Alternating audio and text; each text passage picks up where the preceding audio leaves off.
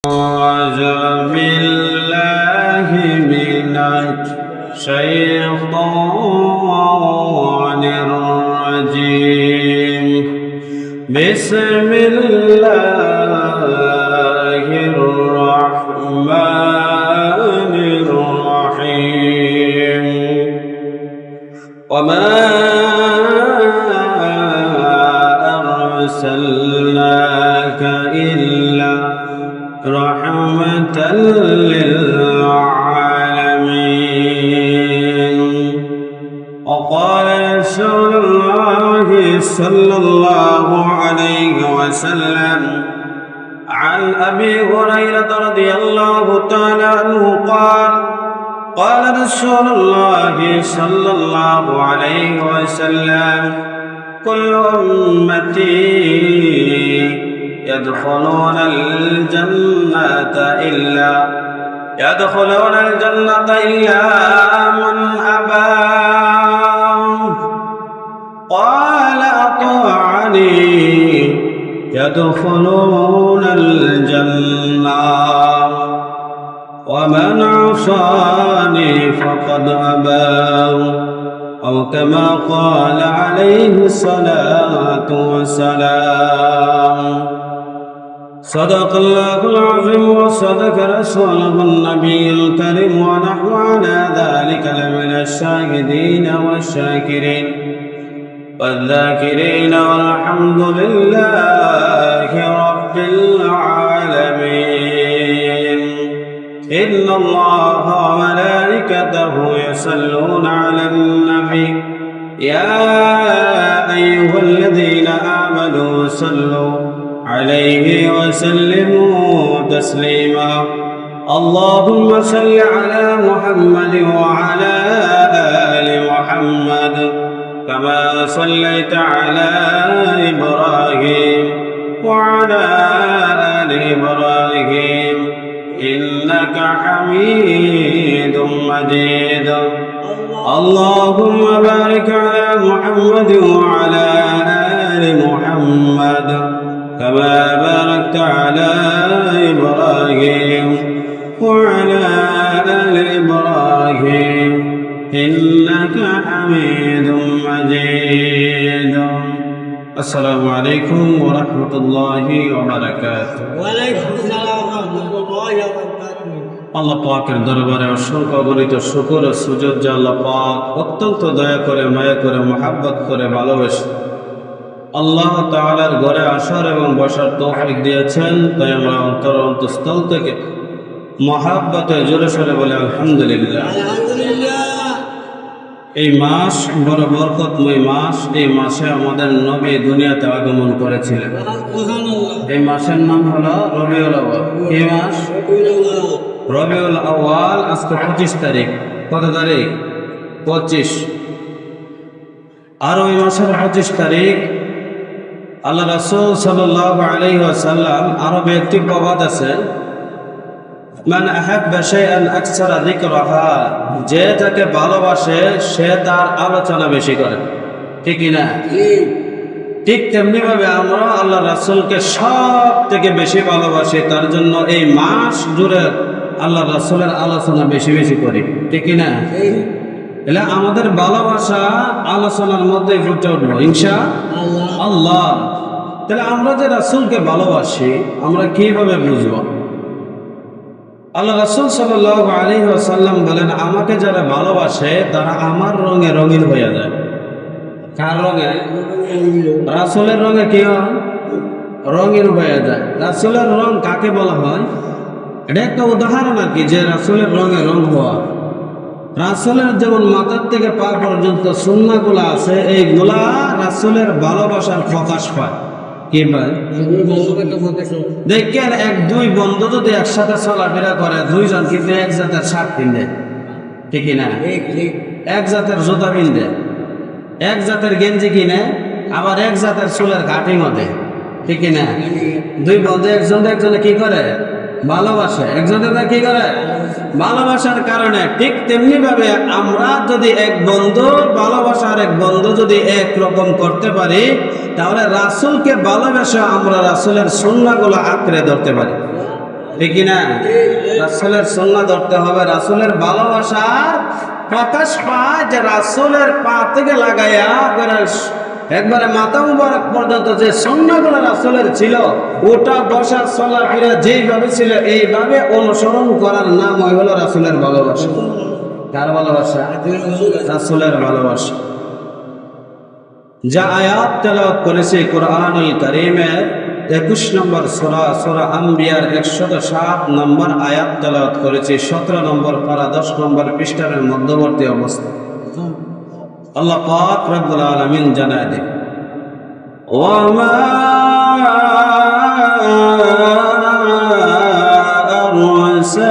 আরসালনাকা ইল্লা রাহমাতাল লিল আলামিন।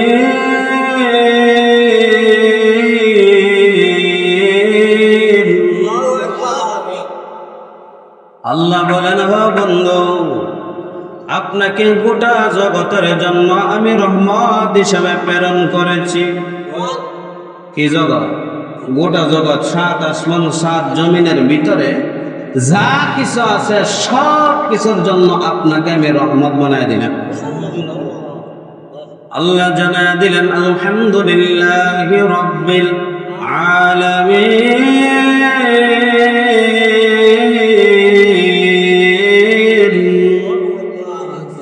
আল্লাহ বললেন, রব্বুল আলামিন, আমি সমস্ত পৃথিবীর, আমি সমস্ত জগতের মালিক হলাম আমি আল্লাহ। সমস্ত জগতের রক্ষে আল্লাহ বলেন, তামাম পৃথিবী, সমস্ত জিন্দেগি যা কিছু আছে আসমান এবং জমিনের মধ্যে, তামাম পৃথিবীর মালিক আমি রব্বুল আলামিন। আর ওই পৃথিবীর জমিনে আমার বন্ধুরে আমি রহমত হিসেবে বানাইছি। সমস্ত জগতের মালিক আল্লাহ, আর রহমত হিসেবে বানাইছেন কাকে? নবীকে বানিয়ে দিয়েছেন পৃথিবীর জমিনে, যে আপনি শুধু এক জাতির জন্য রহমত নয়, পৃথিবীর জমিনে যা কিছু আছে সব কিছুর জন্য আমি আল্লাহ রহমত বানাই দিই। এক হাদিস শরীফের মধ্যে আসছে, আল্লাহ রাসূল সাল্লাল্লাহু আলাইহি ওয়াসাল্লাম, বুখারী শরীফের 7280 নম্বর হাদিস, কুল্লু উম্মতি ইয়াদখুলুনাল জান্নাতা ইল্লা মান আবা। আল্লাহর নবী বললেন, আমার সমস্ত উম্মত গুলা জান্নাতে প্রবেশ করবে, আবা উম্মত ছাড়া। কি উম্মত ছাড়া? পৃথিবীতে যত উম্মত আছে যারা ঈমান আনবে, আবা উম্মত ছাড়া সমস্ত পৃথিবীর মানুষগুলাই জান্নাতে প্রবেশ করবে, আবা উম্মত ছাড়া। সাহাবীরা প্রশ্ন করলেন, কিলা ইয়া রাসূলুল্লাহ, নবী গো, সমস্ত মানুষ জান্নাতে প্রবেশ করবে ঈমানদাররা, কিন্তু আবা উম্মত ছাড়া, আবা উম্মত কারা? আল্লাহর নবী জানাই দিলেন, ওয়া তাআনি দাখালাল জান্নাহ ওয়া মান আসানি ফাকাদ আবা। আমি নবীকে যারা স্মরণ করলো তারাই জান্নাতে প্রবেশ করলো। সুবহানাল্লাহ।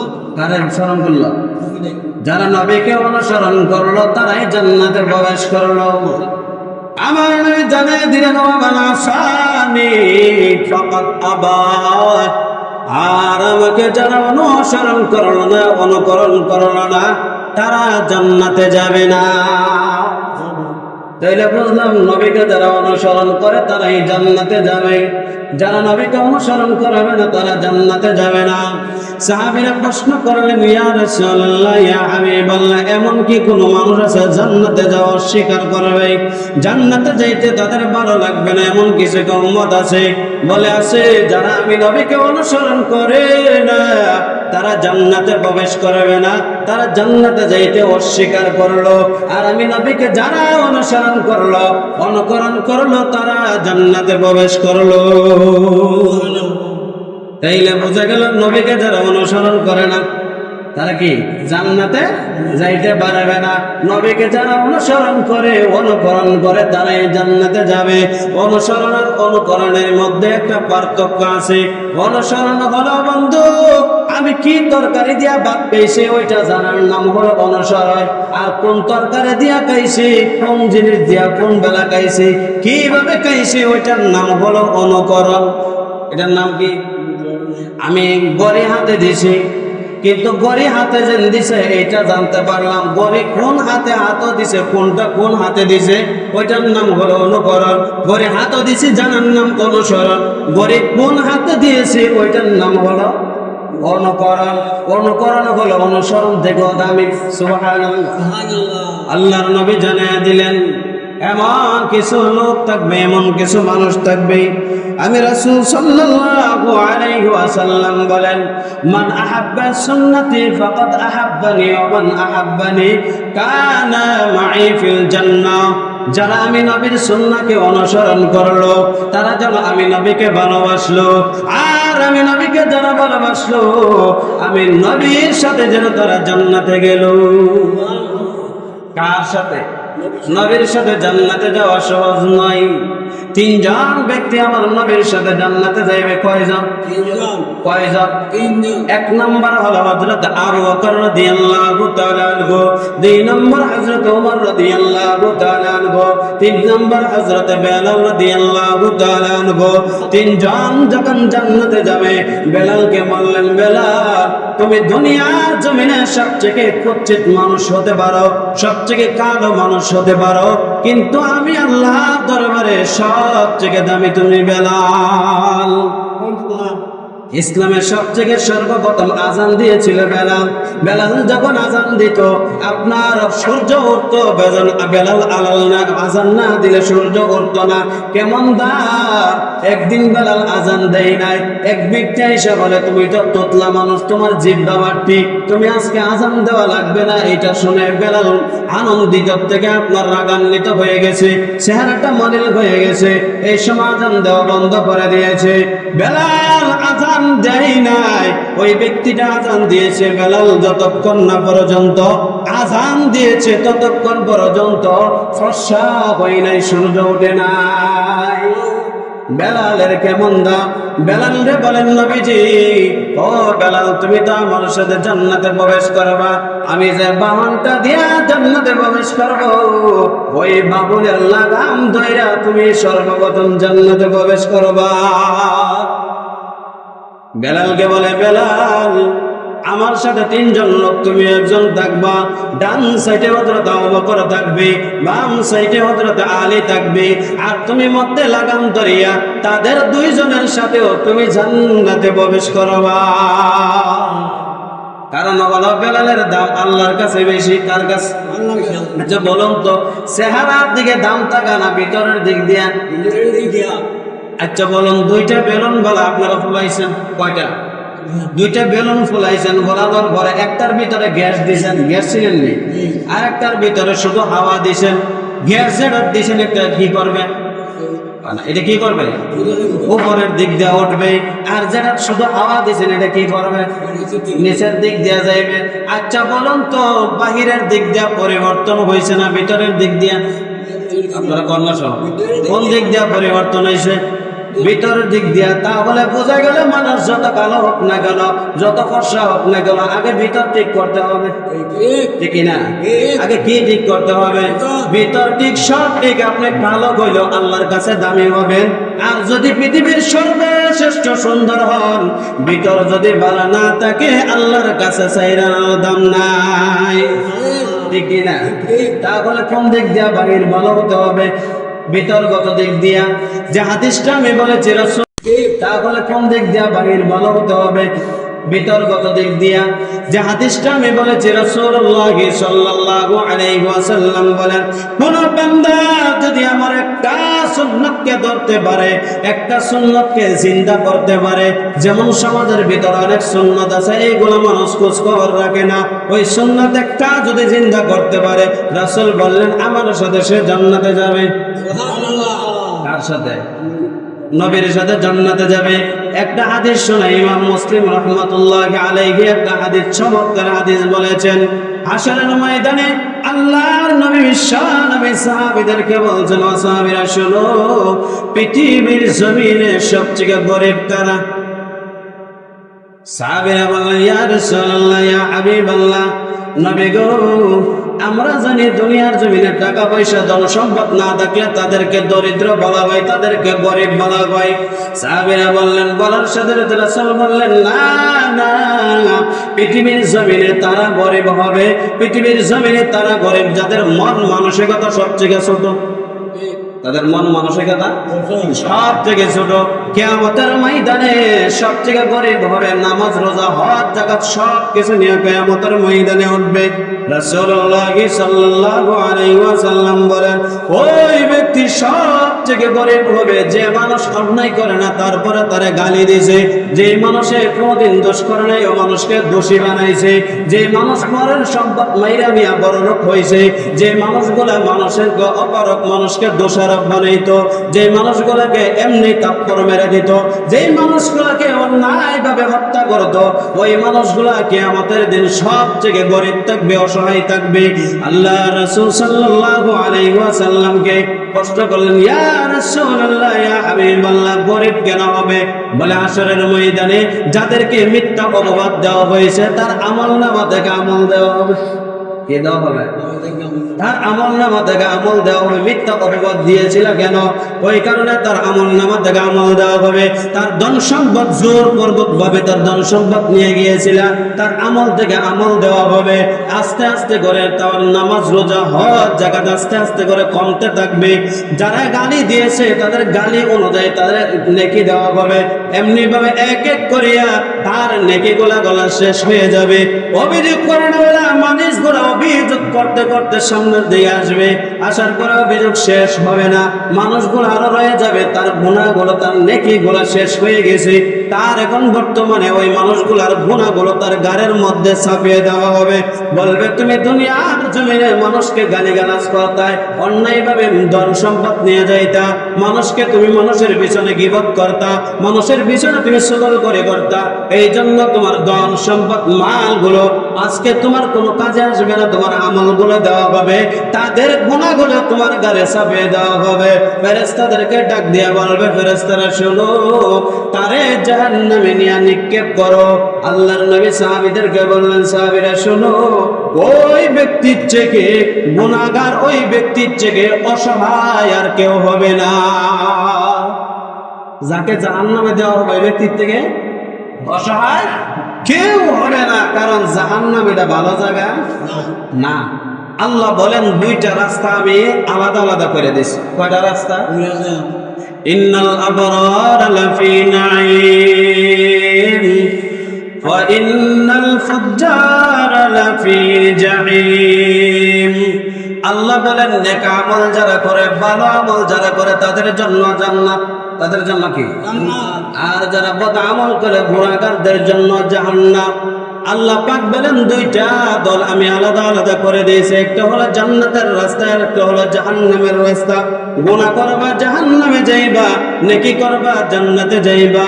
আল্লাহ বলেন, দুইটা রাস্তা, ফারিকুম ফিল জান্নাহ ওয়া ফারিকুম ফিস সাঈর। আল্লাহ বলেন, একটা হলো জাহান্নামের রাস্তা, একটা হলো জান্নাতের রাস্তা। আমি দুইটা আলাদা আলাদা করে দিয়েছি। আমি চাই না কোনো বান্দা জাহান্নামে যাক। প্রত্যেকটা বান্দার জন্য আমি জান্নাতে এক একটা ঘর নির্মাণ করে রেখেছি।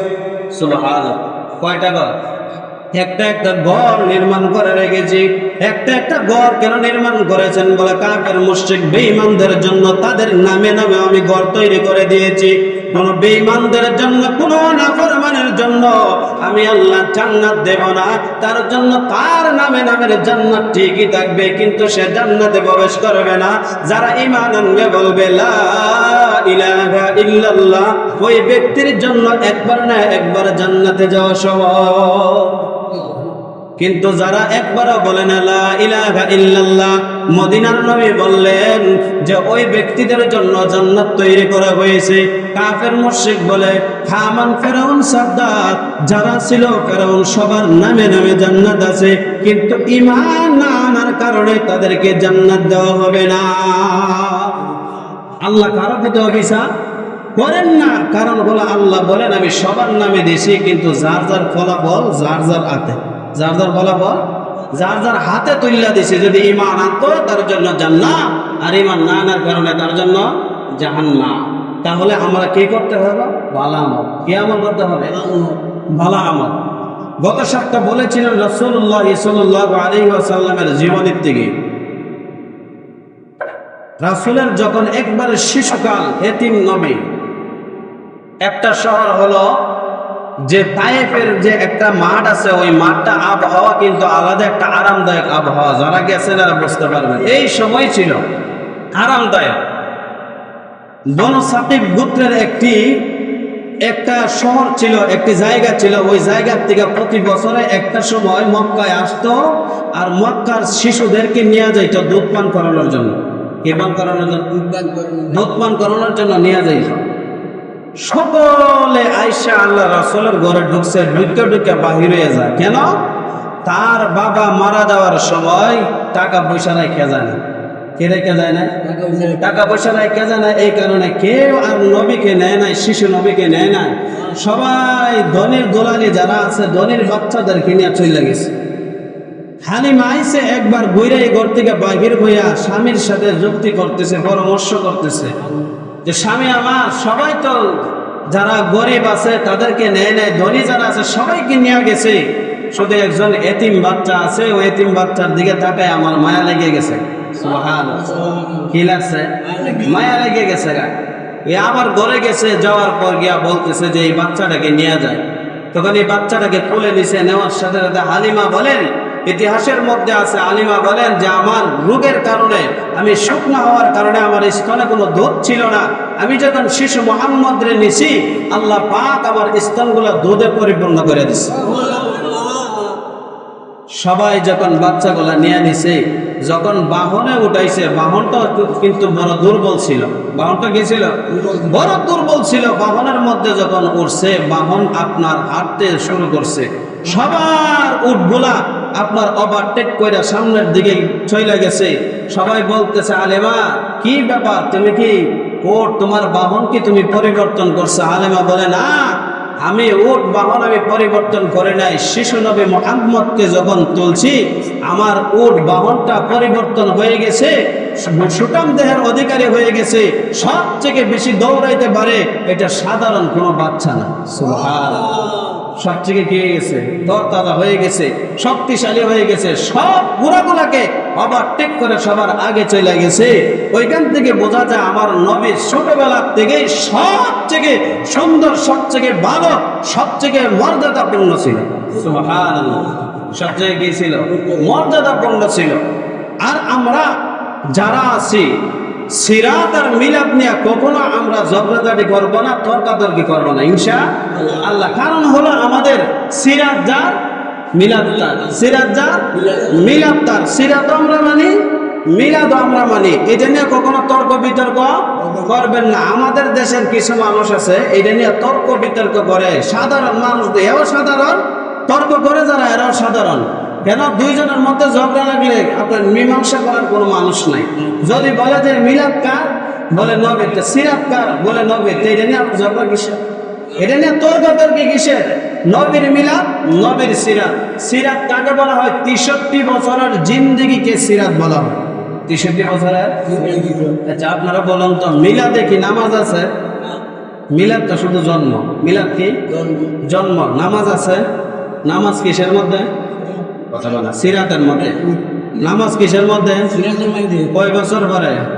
কম পক্ষে নামাজ 51 বছর পরে নামাজ পড়া হয়েছে। কয় বছর? 51 বছর পরে। এই সময় কি নামাজ ছিল? তাহলে নামাজ আইছে কোন সময়? সিরাতের মধ্যে। নামাজ আইছে কোন সময়? সিরাতের মধ্যে। হজ আইছে কোন সময়? সিরাতের মধ্যে। হজ আইছে কোন সময়? সিরাতের মধ্যে। নবী হওয়ার সাথে সাথে, নবী দুনিয়ার জন্মগ্রহণ করার সাথে সাথে আপনার হজ আসে নাই। ফরজ যত বিধান আছে, হজ, যাকাত যা আছে, সবকিছু ফরজ হয়েছে নবী আসার পরে সিরাতের মধ্যে। কিসের মধ্যে? 41 বছর পরে। কয় বছর? 41 বছর পরে। তাইলে আমাদের গুরুত্ব, নবীজির সারা জিন্দেগি আমাদের জন্য গুরুত্ব। সারা জিন্দেগি কি গুরুত্ব? নবীকে ফলো করব আমরা। এই দিন মিছিল, মিটিং যা আছে এগুলা করার দরকার নাই। মুসলিম শরীফের হাদিস, আল্লাহ রাসূল বলেন আমি আমার জন্মদিন উপলক্ষে আমি রোজা রাখছি। কে রাখছি? রোজা রাখতেন। 2 নাম্বার, আল্লাহ রাসূলকে সাহাবীরা জিজ্ঞাসা করলেন, ইয়া রাসূলুল্লাহ আপনি কেন রোজা রাখেন? কোন 2টা কারণ, একটা হলো আমি এই দিন আসছি দুনিয়াতে, আর একটা হলো আমি এই দিন আল্লাহ আমাকে নবুয়ত দান করছে। কয়টা কারণে? আর আমরা যারা এই দিন মিছিল মিটিং করি, বিভিন্ন ধরনের র্যালি বাইর করি, বিভিন্ন ধরনের অনেক গান বাজনা করে, এরকম আছে, এইগুলা যারা করে এরা আসলে এই দিন জিলাপি খায়, এরা রোজা রাখে না। বিশ্বাস করেননি? কি টাকা জিলাপি খায়, বিরিয়ানি খায়। আর একটা কথা আপনাদেরকে স্পষ্ট করে বলি, ইন্টারনেটের যুগ বর্তমানে, ঠিক কিনা?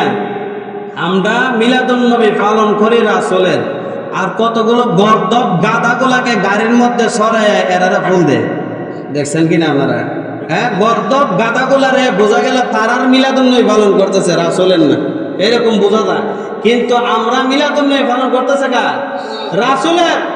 কিন্তু তারা ফুল দেয় তার বাবারে ফুল দেয়, তারা পীররে ফুল দেয়, পীরের নিয়ে মিলাদুন নবী পালন করতেছেন। এইগুলো হলো বাটপার। এগুলা কি বাটপার? যারা আশিক রাসূল দাবি করবে তারা এই দিন রোজা রাখবে, জিলাপি খাইতো না। এই দিন কি খাইতো না? জিলাপি খাইতো না। এই দিন কি রাখবে? রোজা। আল্লাহ যেন আমাদের সবাইকে বোঝার মতো তৌফিক দান করেন। সকলে বলে আমিন। ওয়া আখির দাওয়ানা আলহামদুলিল্লাহি রাব্বিল আলামিন।